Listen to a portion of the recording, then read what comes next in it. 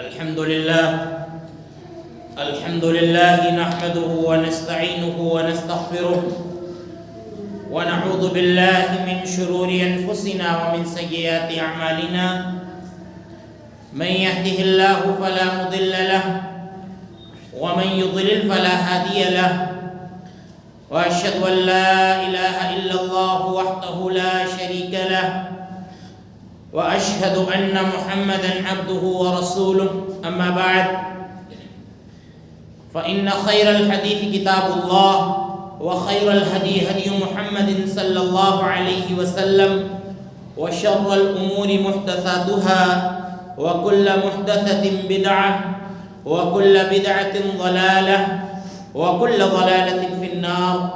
أعوذ بالله من الشيطان الرجيم. بسم الله الرحمن الرحيم. لا يكلف الله نفسا إلا وسعها لها ما كسبت وعليها ما اكتسبت ربنا لا تؤاخذنا إن نسينا أو أخطأنا ربنا ولا تحمل علينا إصرا كما حملته على الذين من قبلنا ربنا ولا تحملنا ما لا طاقة لنا به واعف عنا واغفر لنا وارحمنا انت مولانا فانصرنا على القوم الكافرین. معزز اسلامی و دینی بھائیوں، گزشتہ خطبہ جمعہ میں آپ کے سامنے سورۃ البقرہ کی آخری 2 آیتوں کی فضیلت بیان کی گئی تھی اور ایک آیت کی تفسیر بھی آپ کے سامنے بیان کی گئی تھی. سورہ بقرہ کی جو آخری آیتیں ہیں، ان کی جو پہلی آیت ہے، اس آیت کے ضمن میں آپ کے سامنے بہت سی باتیں بتائی گئیں. ان باتوں میں سب سے اہم بات یہی ہے کہ انسان اللہ رب العالمین کے مقام و مرتبے کے دنیا کے اندر پہچانے، اللہ رب العالمین کی ذات جن صفات کے لائق ہے ان صفات میں اللہ رب العالمین کو یکتا مانا جائے، اللہ رب العالمین کی بندہ معرفت حاصل کرے، اللہ رب العالمین کی پرستش کرے، اللہ رب العالمین کے ساتھ کسی کو شریک نہ ٹھہرائے، اللہ رب العالمین ہی کو مختار کل سمجھے. تو یہ باتیں اللہ رب العالمین کے تعلق سے جاننا اور سمجھنا ہر مسلمان کا ایک بنیادی فریضہ ہے، اور تمام عبادتیں اسی عقیدے کے ارد گرد گھومتی ہیں. اگر یہی عقیدہ ہمارا درست نہ ہوا، اللہ رب العالمین کے مقام اور اس کے مرتبے کو اور اللہ رب العالمین کی جلالت شان کو اگر ہم نہ سمجھ پائے تو پھر ہمارا عبادت کرنا بیکار ہے. اس لیے اللہ رب العالمین کو اس کا حق دینا اور اللہ رب العالمین جن صفات کا مالک ہے، اللہ رب العالمین کو ان صفات پر ماننا، یہ ہمارے لیے واجب اور ضروری ہے. اس کے بعد آج کے خطبہ جمعہ میں نے آپ کے سامنے خطبہ مسنونہ کے بعد سورۃ البقرہ کی آخری آیتوں میں سے، آخری 2 آیتوں میں سے جو دوسری آیت ہے وہ میں نے آپ کے سامنے تلاوت کی.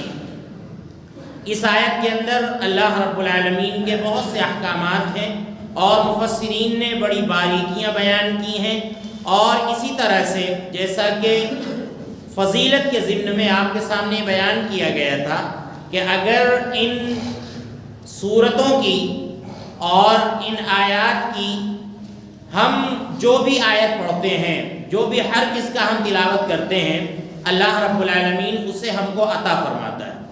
یہ بات اللہ کے رسول صلی اللہ علیہ وسلم نے سورۃ الفاتحہ کے بارے میں بیان فرمائی ہے، اور اسی طرح سے سورۃ البقرہ کی آخری آیتوں کے تعلق سے بھی اللہ رب العالمین نے بیان فرمایا ہے کہ ان سورتوں میں اور ان آیتوں میں جو کچھ ہے،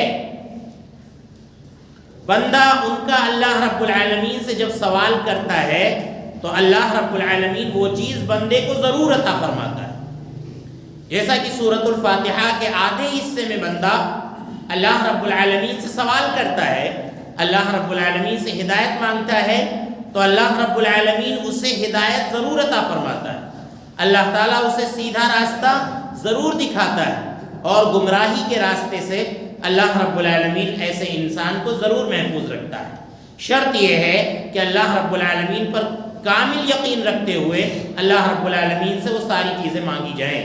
اسی طرح سے سورۃ البقرہ کی آخری آیتوں کا معاملہ ہے کہ اس میں بھی بندہ اللہ رب العالمین کے لیے جو کچھ پڑھتا ہے، اللہ رب العالمین سے جو کچھ سوال کرتا ہے، اللہ رب العالمین اس کو وہ چیزیں عطا فرماتا ہے۔ ہم نے آپ کے سامنے آیت تلاوت کی، اللہ رب العالمین فرماتا ہے کہ لا یکلف اللہ نفسا الا وسعها، کہ کسی بھی نفس پر اللہ رب العالمین نے اس کی طاقت سے زیادہ بوجھ نہیں ڈالا ہے۔ اس کے کئی ایک مطلب ہیں، اس کے دو مطلب یہ ہیں کہ شریعت کے جتنے احکام ہیں وہ انسان کی طاقت سے باہر نہیں ہیں۔ اللہ رب العالمین نے شریعت میں وہی چیز فرض قرار دی ہیں کہ جن کو انسان آسانی کے ساتھ بجا لائے۔ اتنا بوجھ اللہ رب العالمین نے انسان پر نہیں ڈالا ہے کہ انسان اسے برداشت نہ کر پائے۔ دوسرا مطلب یہ ہے کہ اگر اللہ رب العالمین نے جو فرائض انسان پر ضروری قرار دیے ہیں، جن چیزوں کو کرنے کا حکم دیا ہے، ان کو اگر ادا کرنے میں، ان کی ادائیگی میں اگر پریشانی آ رہی ہے، دشواری آ رہی ہے، تو ہماری شریعت نے آسانی رکھی، ہماری شریعت نے آسانی رکھی۔ ایک انسان مریض ہے، بیمار ہے، ہماری شریعت نے آسانی رکھی ہے کہ وہ جو ہے اگر وضو کرنے سے اس کی بیماری بڑھ سکتی ہے تو شریعت نے تیمم کا حکم دیا ہے، تیمم کیا جا سکتا ہے۔ اسی طرح سے جمع بین الصلاتین، دو نمازوں کو ایک ساتھ جمع کر سکتا ہے مریض۔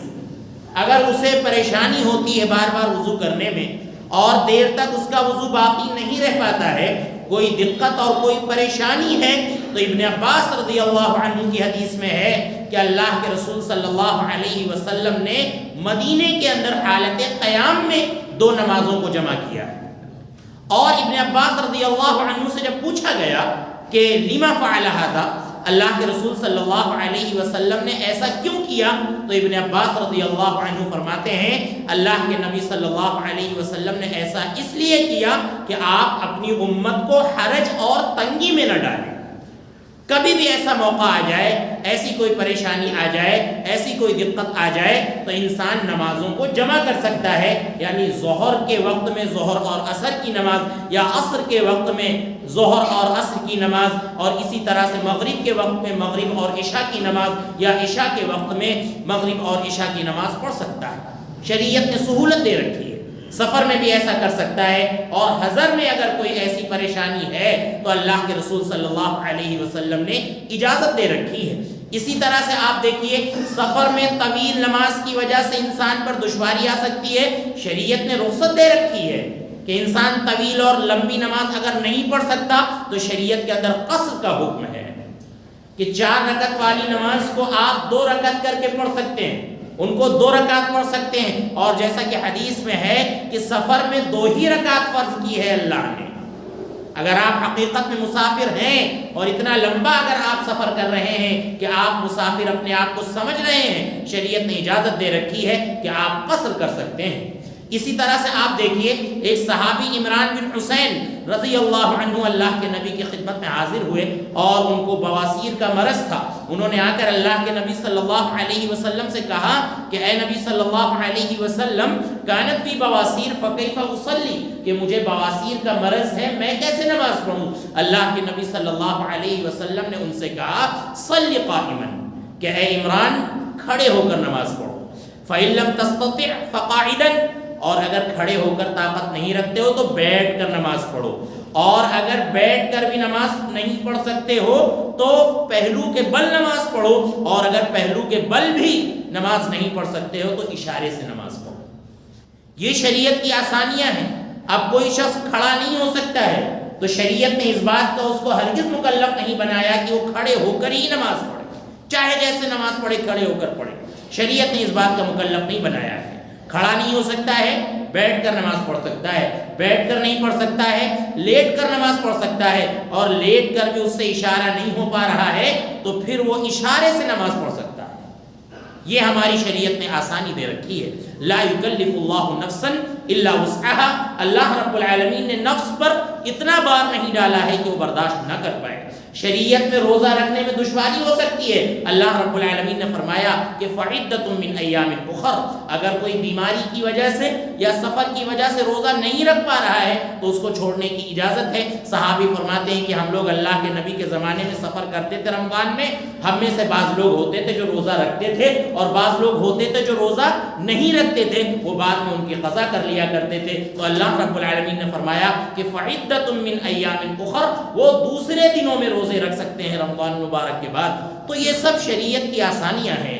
بہت سے مسائل ہیں کہ جہاں پر شریعت نے آسانیاں رکھی ہیں، تو انسان کی طاقت ہی کے حساب سے اللہ رب العالمین نے ہمارے اوپر بار ڈالا ہے۔ اور اللہ رب العالمین نے کئی ایک دوسری آیت میں بھی اس کا ذکر کیا ہے۔ اللہ فرماتا ہے کہ فاتقوا اللہ ما استطعتم، جہاں تک ہو سکے جتنی تمہارے اندر طاقت ہے وہاں تک اللہ رب العالمین سے ڈرو، جتنی تمہارے اندر طاقت ہے اس سے زیادہ کا اللہ رب العالمین نے تم کو مکلف نہیں بنایا ہے۔ لا یکلف اللہ نفسا الا وسعها، اللہ آگے فرماتا ہے لہا ما کسبت وعلیہا ما اکتسبت، انسان کے لیے وہ ہے جو وہ کرے گا، یعنی انسان جو بھی بھلائیاں کرتا ہے اللہ رب العالمین اس کی بھلائی کا اجر اس کو ضرور عطا فرمائے گا، جو کچھ کرے گا انسان اس کو ضرور پائے گا۔ اللہ رب العالمین فرماتا ہے کہ فَمَن يَعْمَلْ مِثْقَالَ ذَرَّةٍ خَيْرًا يَرَهُ وَمَن يَعْمَلْ مِثْقَالَ ذَرَّةٍ شَرًّا يَرَهُ، کہ اگر کسی نے ذرہ برابر، رائی کے دانے کے برابر بھی اگر کسی نے بھلائی کی ہے شَرًّا يَرَهُ تو خَيْرًا يَرَهُ تو اپنی بھلائی کو ضرور دیکھے گا، وَمَن يَعْمَلْ مِثْقَالَ ذَرَّةٍ شَرًّا يَرَهُ اگر کسی نے ذرہ برابر بھی برائی کی ہے تو ایسا شخص اپنی برائی کو اللہ رب العالمین کے ہاں ضرور پائے گا۔ یہ اللہ رب العالمین کی رحمت آپ دیکھیے کہ اللہ کے رسول صلی اللہ علیہ وسلم نے فرمایا کہ جب بنی آدم ایک نیکی کرتا ہے اللہ رب العالمین اسے بڑھا کر 10 کر دیتا ہے، اور 10 سے لے کر 700 گنا تک اللہ اس کا ثواب بڑھا دیتا ہے۔ لہا ما کسبت میں بڑی وسعت ہے، ایسا نہیں کہ انسان جتنا کرتا ہے اتنا ہی ثواب اللہ رب العالمین عطا فرماتا ہے، ایسا نہیں ہے، بلکہ اللہ رب العالمین کئی گنا کر کے عطا فرماتا ہے۔ اور اللہ رب العالمین نے یہ بھی فرمایا کہ وَيُؤْتِ مِن لَّدُنْهُ أَجْرًا عَظِيمًا، اور کبھی کبھی تو ایسا ہوتا ہے کہ اللہ رب العالمین اپنے پاس سے اجر عظیم عطا فرماتا ہے۔ بعض نیکیاں ایسی ہیں کہ جن کا ثواب اللہ کے رسول صلی اللہ علیہ وسلم نے نہیں بیان فرمایا، نہ بیان کرنا ہی بہت بڑا ثواب ہے۔ اللہ کے رسول صلی اللہ علیہ وسلم نے فرمایا کہ اگر پہلی صف میں رہنے کا اور اذان دینے کا اگر ثواب لوگوں کو پتہ چل جائے تو لوگ پہلی صف میں آنے کے لیے اور اذان دینے کے لیے قرعہ ڈالیں گے، پرچی ڈالیں گے کہ جس کا نام آئے گا وہ اذان دے گا، تعداد بہت ہو رہی ہے، جس کا نام آئے گا وہ پہلی صف میں بیٹھے گا، اگر لوگ پہلی صف کے ثواب کو اور اذان دینے کے ثواب کو جان جائیں۔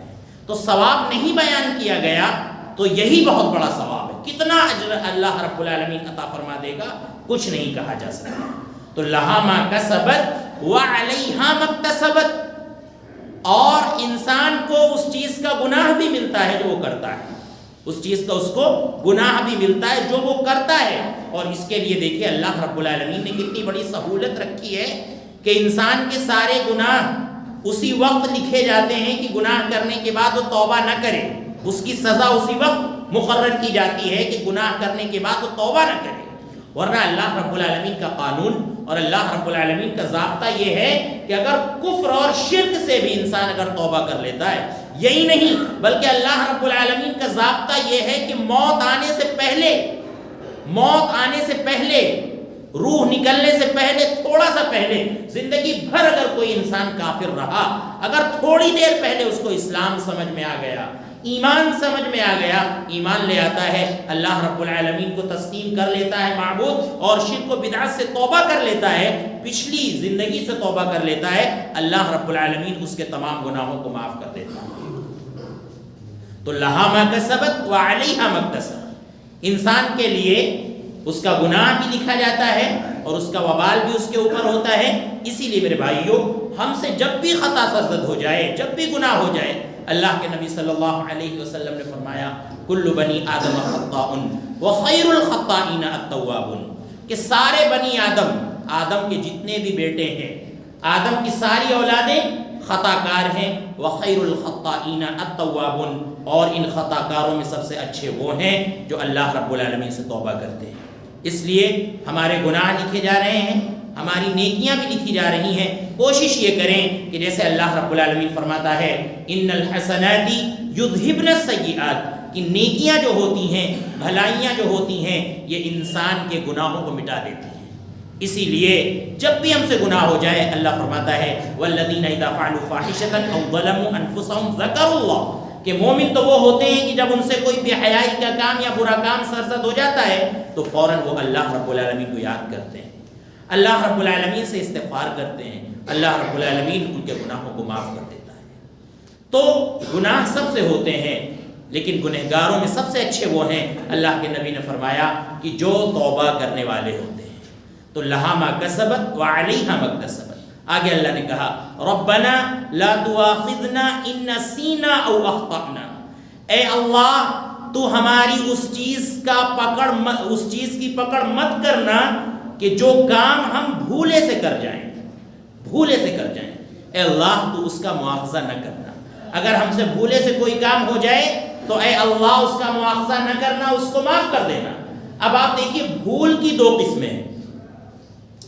ایک بھول ہوتی ہے کہ جس کے اندر انسان کا اپنا عمل دخل ہوتا ہے، اس بھول کو اللہ معاف نہیں کرے گا. اگر انسان توبہ نہ کرے اور اس کو دوہرا نہ لے، اس کو یاد نہ کر لے، اس بھول کو اللہ معاف نہیں کرے گا. مثال کے طور پر قرآن کریم پڑھا اور پڑھنا چھوڑ دیا اور اس کے بعد بھول گیا، تو اس میں انسان کا اپنا عمل دخل ہے، اور جب اپنا عمل دخل ہے تو اللہ رب العالمین معاف نہیں کرے گا الا یہ کہ توبہ کی جائے اور پھر اس کو پڑھا جائے، اس کو دہرایا جائے. اس سلسلے میں اللہ رب العالمین کا بڑا سخت ارشاد ہے کہ ومن اعرض عن ذکری فإن له معیشۃ ضنکا ونحشره یوم القیامۃ اعمی قال رب لم حشرتنی اعمی وقد كنت بصیرا قال كذلك اتتك آیاتنا فنسیتها وكذلك اليوم تنسى. اللہ فرماتا ہے کہ جو شخص ہمارے ذکر سے اعراض کرے گا، ہمارے ذکر سے دور بھاگے گا، قرآن کریم سے دور بھاگے گا، قرآن کریم کی تلاوت نہیں کرے گا، ایسا شخص اندھا بنا کر اٹھایا جائے گا جو شخص اعراض کرے گا. اور اس کے بعد وہاں پر کہے گا کہ اے اللہ میں تو دنیا کے اندر بینا تھا، مجھے دکھائی دیتا تھا، میرے اندر بصارت تھی، اے اللہ تو نے مجھے اندھا بنا کر کیوں اٹھایا. اللہ رب العالمین کہے گا کہ ہماری آیتیں تیرے پاس آئی تھیں، تیرے پاس ہماری آیتیں تھیں اور تو نے آج ان کو بھلا دیا ہے. وَكَذَلِكَ الْيَوْمَ تُنسَى، اسی طرح سے آج تجھ کو بھی بھلایا جا رہا ہے. تو بھول کے اندر اگر انسان کا اپنا عمل دخل ہے تو اس سے توبہ کرنے کی ضرورت ہے. اور ایک بھول ہے جس میں انسان کا اپنا عمل دخل نہیں ہوتا ہے، جیسا کہ اللہ کے نبی صلی اللہ علیہ وسلم نے فرمایا کہ رمضان میں روزے کی حالت میں اگر کوئی شخص بھول کر کھا پی لے تو وہ اپنا روزہ مکمل کرے، اس کو اللہ نے کھلایا پلایا ہے، اس کا روزہ ہو گیا، قضا بھی نہیں ہے، اس کا روزہ ہو گیا اگرچہ اس نے کھا لیا ہے. تو یہ بھول ہے جس کو اللہ رب العالمین معاف کر دیتا ہے، جس کو اللہ رب العالمین درگزر کر دیتا ہے. تو دو بھول ہیں. تو کوشش یہ کریں کہ قرآن کریم کا جو حصہ ہم نے یاد کیا ہے اور جس میں ہمارا اپنا عمل دخل ہوتا ہے جس بھول میں، وہ نہ ہونے پائے. اور باقی اگر ہم سے بھول چوک ہو رہی ہے تو اللہ رب العالمین اس کو معاف کر دیتا ہے. اللہ نے آگے فرمایا او اخطأنا، یا ہم سے کوئی خطا ہو جائے تو اے اللہ تو اس کو بھی معاف کر دینا. خطا کا بھی یہی معاملہ ہے.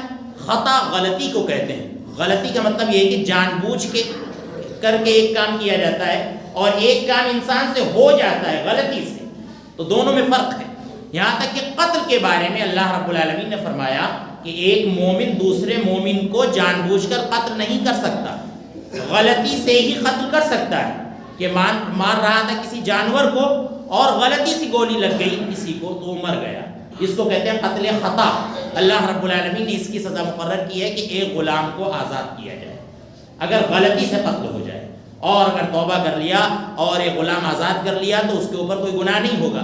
لیکن اللہ رب العالمین فرماتا ہے کہ وَمَن يَقْتُلْ مُؤْمِنًا مُتَعَمِّدًا فَجَزَاؤُهُ جَهَنَّمُ خَالِدًا فِيهَا، کہ اگر کسی نے کسی مسلمان کو جان بوجھ کر قتل کر دیا تو ایسے شخص کی سزا ہمیشہ ہمیشہ جہنم ہے. ایسا شخص جہنم میں جائے گا. تو یہ خطا ہے. لیکن خطا اگر ہو رہی ہے تو اللہ رب العالمین اس کو معاف کر دیتا ہے.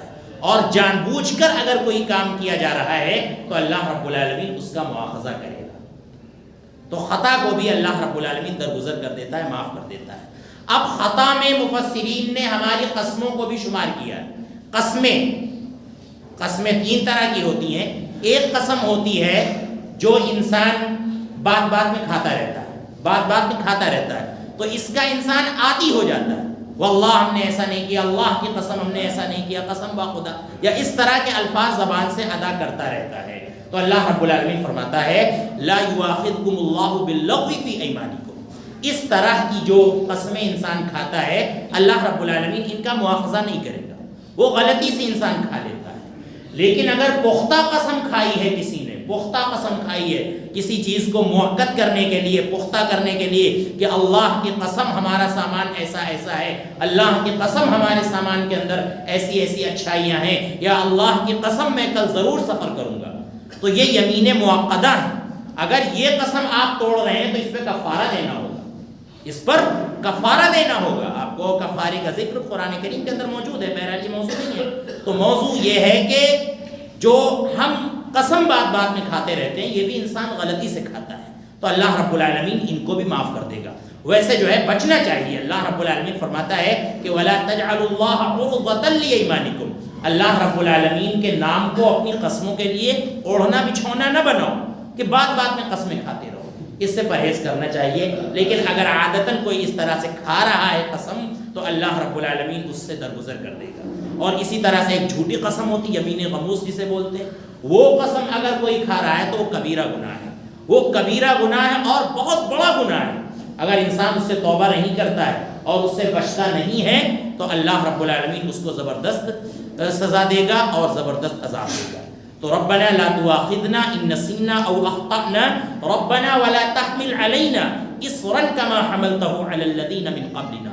اے اللہ تو ہمارے اوپر ایسا بوجھ مت ڈالنا جس طرح سے تو نے پہلے لوگوں کے اوپر بوجھ ڈالا. ایسا بوجھ ہمارے اوپر نہ ڈالنا, ایسے گناہ کا بوجھ. تو آپ دیکھیے اس کے بھی کئی ایک مطلب ہیں. ایک مطلب تو یہ ہے کہ پچھلی شریعتوں میں ان کی سرکشی کی وجہ سے اور ان کی مسلسل نافرمانی کی وجہ سے بہت سے احکام ان پر ایسے مسلط کر دیے گئے کہ یقیناً ان پر عمل کر پانا ان کے لیے بڑا مشکل ہو گیا تھا. جیسا کہ اللہ رب العالمین نے ان کی سرکشی کی وجہ سے چربی کو ان کے اوپر حرام کر دیا تھا کہ تم خالص چربی نہیں کھا سکتے ہو. اور اسی طرح سے بہت سی چیزیں پاکی کے تعلق سے سخت احکام اللہ رب العالمین نے ان کے اوپر نازل کیے. حالانکہ ہمارے یہاں آسانی بیان کی گئی ہے لیکن پچھلی قوموں میں بڑی مشکلات تھی. تو ایسی مشکلات اے اللہ ہمارے اوپر نہ ڈالنا جیسا تو نے پچھلی قوموں پر ڈالا. اور اسی طرح سے اسورن کا ایک مطلب مفسرین نے یہ بھی بیان کیا ہے کہ پچھلی قوموں میں ایسا ہوتا تھا کہ اگر کوئی شخص گناہ کرتا تھا تو اس کا بوجھ اسی کے اوپر لاد دیا جاتا تھا. مطلب یہ ہوتا تھا کہ اس کے پیشانی سے ایسے آثار ظاہر ہوتے تھے کہ لوگوں کو پتہ چل جاتا تھا کہ اس نے رات میں گناہ کیا ہے, اس نے رات میں گناہ کیا ہے. تو اللہ رب العالمین کہہ رہا ہے کہ مومن دعا کرتے ہیں کہ ہمارے اوپر ایسا بوجھ نہ ڈالنا کہ اے اللہ جس طرح سے تو نے پچھلے لوگوں پر ڈالا. اور ہماری شریعت میں یہ ہے کہ یہ راز ہوتا ہے. اگر انسان کوئی گناہ کر رہا ہے تو اللہ کے درمیان اور اس کے درمیان یہ راز ہے. اگر وہ خود افشا نہیں کر رہا ہے اور اللہ رب العالمین سے معافی مانگ رہا ہے, توبہ کر لے رہا ہے, تو اللہ رب العالمین بڑے سے بڑا گناہ اس کا معاف کر دیتا ہے. ربنا ولا تحمل علينا اصرا كما حملته على الذين من قبلنا ربنا ولا تحملنا ما لا طاقة لنا به. اے اللہ ہمارے اوپر ایسا بوجھ مت ڈالنا ما لا طاقة لنا به کہ جس کی طاقت ہمارے اندر نہ ہو, جس کو ہم نہ اٹھا پائیں. اے اللہ ایسا بوجھ اور ایسی چیز کا مکلف ہمیں نہ بنانا, ایسا بوجھ ہمارے اوپر نہ ڈالنا. تو آپ دیکھیے انسان یہ دعا کرتا ہے اور کرنا چاہیے آزمائشوں سے بچنے کے لیے. یہاں تک کہ تیز سردی, مفسرین کہتے ہیں کہ تیز سردی ایسی نہ ہو, ایسی سردی نہ ہو کہ جس کو انسان برداشت نہ کر پائے, تو کثرت سے اس کو یہ دعا اللہ رب العالمین سے کرنی چاہیے. اسی طرح سخت گرمی, اتنی گرمی ہے کہ انسان اس کو برداشت نہ کر پائے, تو ایسی گرمی سے بھی اللہ رب العالمین کی پناہ مانگنا چاہیے اور اس کو بار بار پڑھنا چاہیے. کہ تاکہ اللہ رب العالمین ایسی آزمائشوں سے ہم کو دور کر دے۔ اور آپ دیکھیے بہت بڑی آزمائش انسان کی موت ہوتی ہے، شہادت ہوتی ہے، یہ بہت بڑی آزمائش ہوتی ہے۔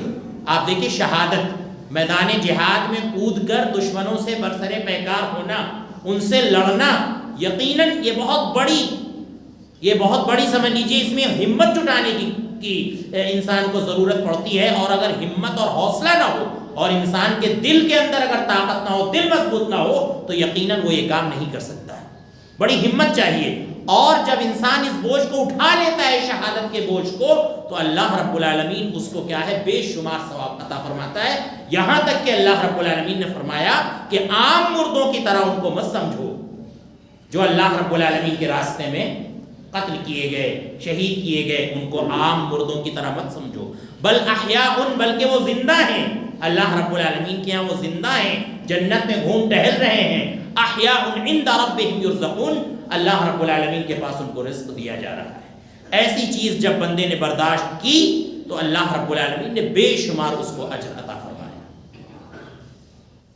اور اسی طرح سے آپ دیکھیے بہت سی چیزیں ہیں جو انسان اپنے اوپر لازم کر لیتا ہے، حالانکہ وہ چیزیں اللہ رب العالمین نے اس پر نہیں رکھی ہیں۔ تو یہ ساری چیزیں پچھلی قوموں سے مشابہت رکھتی ہیں، جیسا کہ اللہ کے نبی نے فرمایا کہ لا رہبانیت فی الاسلام، اسلام کے اندر رہبانیت نہیں ہے، گوشہ نشینی اسلام کے اندر نہیں ہے۔ بہت سے صحابہ اکرام کی یہ آرزو تھی، تمنا تھی کہ اے اللہ کے نبی، اگر آپ ہمیں اجازت دے دیں تو ہم اپنی شہوتوں کو مار لیں، ہم شادی نہ کریں۔ اللہ رب العالمین نے قرآن کریم کی آیت نازل فرمائی کہ یا ایھا الذین آمنوا لا تحرموا طیبات ما احل اللہ لکم، اے ایمان والو ایسی چیزوں کو اپنے اوپر حرام کیوں کرتے ہو کہ جن کو اللہ رب العالمین نے تمہارے لیے حلال کیا ہے۔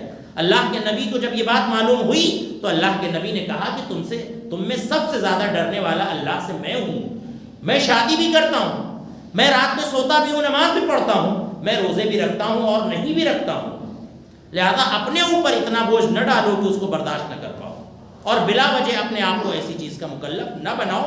اللہ کے نبی نے ایک حدیث میں فرمایا کہ تم عمل کرنے سے اکتا جاؤ گے لیکن اللہ رب العالمین ثواب دینے سے نہیں اکتائے گا۔ اللہ کے پاس بڑا خزانہ ہے، کوئی کمی نہیں ہے۔ ربنا ولا تحملنا ما لا طاقت لنا به واعف عنا واغفر لنا وارحمنا، اے اللہ تو ہم سے درگزر کر دے، واعف عنا واغفر لنا، ہمارے گناہوں کا درگزر کر دے، اس کو مٹا دے، اس کا مواخذہ نہ کر، اور اے اللہ ہماری مغفرت فرما دے، ہماری مغفرت فرما دے، ہم سے جو گناہ ہو گئے ہیں اے اللہ ان کو تو معاف فرما دے۔ واغفر لنا وارحمنا، اے اللہ ہم پر رحم فرما، ہمارے ساتھ رحم و کرم کا معاملہ فرما۔ انت مولانا، اے اللہ تو ہمارا مولا ہے، تو ہمارا ولی ہے، دوست ہے، تو ہمارا کارساز ہے، کام بنانے والا ہے۔ اللہ رب العالمین نے اور دوسرے مقامات پر بیان فرمایا کہ اللہ رب العالمین مومنوں کا ولی ہے، اللہ رب العالمین مومنوں کا ولی ہے اور ان کی رہنمائی کرتا ہے ہدایت کے راستے کی طرف، اور گمراہی کے راستے سے اللہ رب العالمین اپنے ولی کو اور اپنے دوستوں کو الگ کرتا ہے۔ تو اللہ رب العالمین ہمارا کارساز ہے، اللہ رب العالمین ہمارا مولا ہے۔ انت مولانا فانصرنا علی القوم الکافرین، اللہ رب العالمین نے اس آیت کو ختم کیا ہے فانصرنا علی القوم الکافرین، کہ اے اللہ ہماری مدد فرما کافروں کے مقابلے میں۔ یہ جملہ ذکر کر کے اللہ رب العالمین نے یہ بیان کر دیا ہے کہ مومن یہ ہمیشہ سربلند رہیں گے۔ مومن جو ہے، مومن جو بندے ہیں اللہ رب العالمین یہ ہمیشہ بلند رہیں گے، اور اللہ رب العالمین ان کی قدم قدم پر رہنمائی فرمائے گا، اور اللہ رب العالمین ان کو دنیا کے اندر طاقت و قوت عطا فرمائے گا، بس شرط یہ ہے جیسا کہ اللہ رب العالمین نے فرمایا کہ ان کنتم مؤمنین ولا تہنوا ولا تحزنوا وانتم الاعلون، کمزور مت ہو، غمگین مت ہو، تم ہی سر بلند رہو گے اگر تم مومن ہو۔ اے اللہ تو ہماری مدد فرما کافروں کے مقابلے میں۔ اگر صدق دل سے ہم اللہ رب العالمین سے یہ دعا کرتے ہیں تو اللہ رب العالمین یقیناً ہمیں زمین میں غلبہ عطا فرمائے گا، اللہ رب العالمین ہمیں سربلندی عطا فرمائے گا۔ دعا ہے کہ اللہ رب العالمین ہمیں اس آیت کو سمجھنے کی اور اس پر عمل کرنے کی توفیق عطا فرمائے۔ اللہ رب العالمین ہمیں شریعت پر کما حقہ عمل کرنے کی توفیق عطا فرمائے۔ اللہ رب العالمین ہمیں قرآن و سنت کی اتباع کرنے کی توفیق عطا فرمائے اور صحابہ کرام کے منہج کے مطابق قرآن و سنت کو سمجھنے کی توفیق عطا فرمائے۔ اللہ جن بھائیوں نے دعا کی گزارش کی ہے ان کی تمام جائز تمناؤں کو قبول فرما۔ اگر وہ بیمار ہیں تو انہیں شفائے کاملہ عاجلہ عطا فرما۔ اللہ ہمارے والدین پر رحم فرما، اللہ ہمارے بوڑھے لوگوں پر رحم فرما، اللہ تمام مسلمانان عالم پر رحم فرما۔ اللہ جب تک ہمیں اس دنیا میں رکھ ایمان کی حالت میں رکھ، جب ہمارا خاتمہ ہو ایمان کی حالت میں ہو۔ وآخر دعوانا ان الحمد للہ رب العالمین۔